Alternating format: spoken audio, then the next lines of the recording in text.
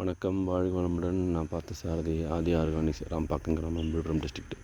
இது எங்கள் நிலத்தில் இருக்கிற பத்திலை கரைசல் 200 லிட்டர் பேரல். இதை பற்றி காணொளி ஏற்கனவே நான் போட்டிருக்கேன்.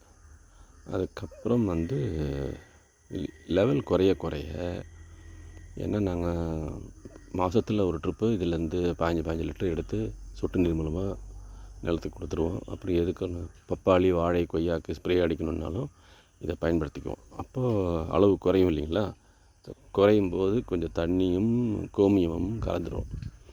அப்புறம் என்னெல்லாம் நிலத்தில் கிடைக்குதோ, குறிப்பாக மலை வாழையோட வாழைப்பூ, அது கொஞ்சம் சமைச்சு சாப்பிடும்போது கசப்பாக தெரிஞ்சுது, அதை கட் பண்ணி இதில் போட்டுறது. முத்தி போன முருங்கைக்காய்கள் அதையும் கட் பண்ணி இதில் போட்டுட்டோம். 2 நாளைக்கு முன்னாடி நல்ல புகையிலை கிடச்சிது. அந்த தேயிலை மார்க்கெட்லேருந்து வாங்கிட்டு வந்து ஒரு 1/2 கிலோவுக்கு கட் பண்ணி இப்போ போட்டிருக்கு. தொடர்ந்து இதை லெவல் குறையாமல் அதனோட தன்மைகளும் குறையாமல் இருக்கிறதுக்கு எதையாவது இலைகள் போட்டுகிட்டே தான் இருப்போம். ஒரு பேரல் நீங்கள் செஞ்சு வச்சிட்டிங்கன்னா பயங்கரமான பயன்பாடு. இயற்கை விவசாயத்துக்கு சிரமமே தெரியாது. ஆரம்பத்தில் உங்களுக்கு எல்லாமே சிரமமாக தெரியும்.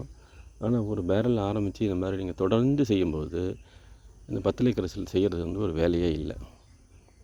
நன்றி, வளமுடன் வாழ்க.